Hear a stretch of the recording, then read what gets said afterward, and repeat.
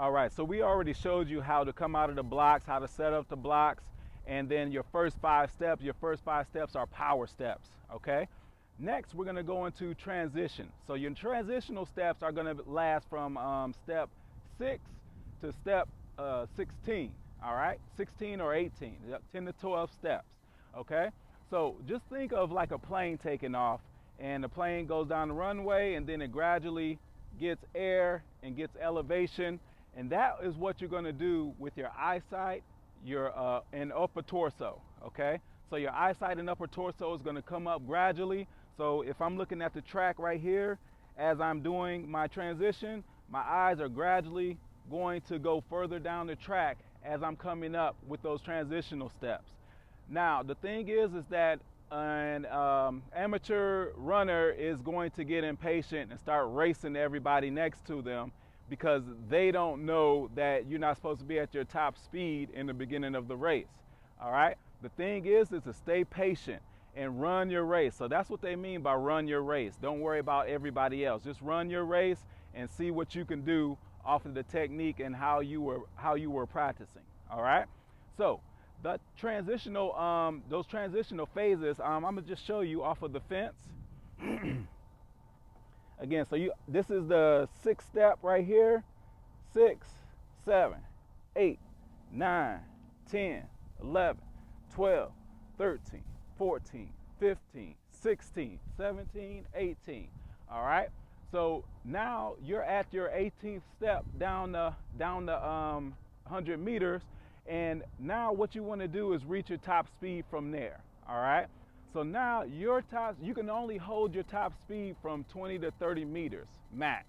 All right. So what you want to do is have that happen later in the race without sacrificing the first half of the race. There is a term called speed endurance, all right? So what you want to do is work on your speed endurance if you finish bad. If you start bad, then you can work on that start that I told you. But if you finish bad, what you can do is have some cones like at the halfway through the 100 meters at the 50-meter mark.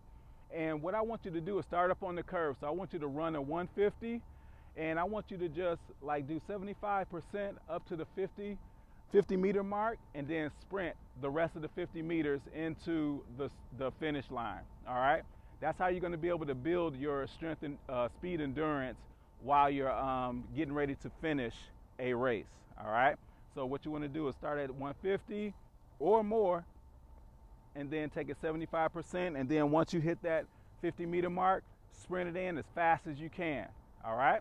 So work on your speed endurance, work on your patience, and also practice, practice, practice. So just make sure that you stay patient in your race and follow and run your race strategy, okay? You don't want to have your top speed within 30 meters of the start line, all right? You want to have it within 30 meters of the finish line.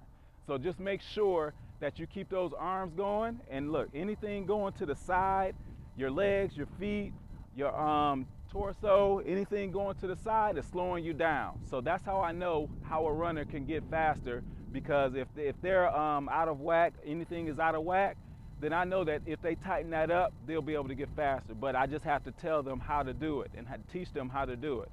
So just make sure that you practice and run your race the way you run it, and be patient, be patient, be patient. So just to review in summary, as you come out of the blocks, you're going to take your first 5 steps, pushing out, pushing out, pushing out, 3 to 5 steps.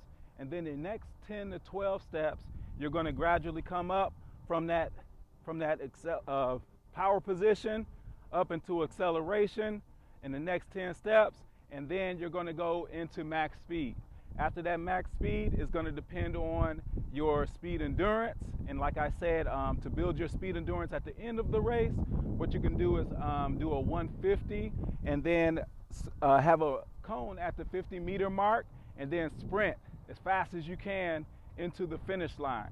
So you can use that for practice for speed endurance. But other than that, just make sure your elbows stay bent. And the fastest way to get faster is to swing your arms faster, okay? The stronger your abs are, the more you'll be able to swing your arms and not have your body turning side to side, all right?